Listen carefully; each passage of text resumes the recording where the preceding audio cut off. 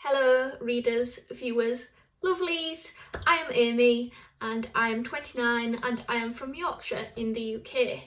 I am hopefully going to be writing and doing some videos for you guys to watch here at A Bigger Life. I'm super excited for the opportunity and I thought that I would use my first post to take the opportunity to dive right into a little video blog for you guys to see. So I thought I would do a little story on my life story, pretty much how I got inflammatory bowel disease and what that's meant for me now.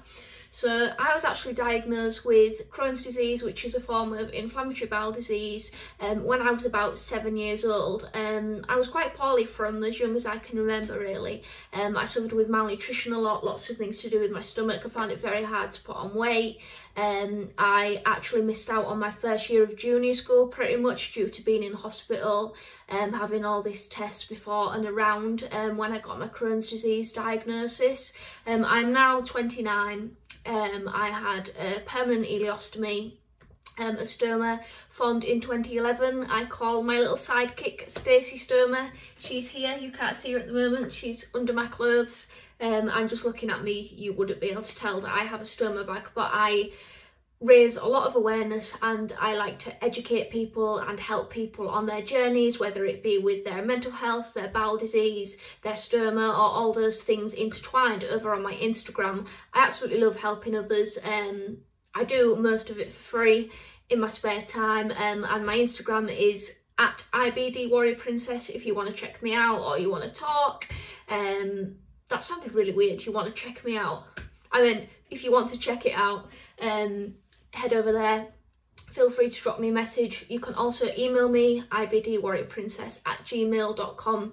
But yeah, sidetracked a little bit there, so I'll just get back to where I was. I've had lots of tests, lots of, you know, procedures, lots of blood tests, lots of horrible prep. You name it, I've probably had it. The only thing I've managed to escape from so far, and I don't know how to this day, is the NG tube up the nose, and the thought of that still terrifies me. I have had mesalazine, I've had steroids. Steroids I was pretty much reliant on for 13 years. My body almost became addicted to them, and that got me in a very, very bad place, which is part of why I ended up with my stoma in 2011 when I was age 19. I've also had azathioprine. I've also had infliximab, which is also known as Remicade, which is an IV infusion. And yeah, I think I had that for about a year, and I was on azathioprine for some of that as well. And I felt that it was actually helping me, but then when I had my scope, when I had my review a year after I'd been on infliximab, it showed that it actually wasn't doing anything.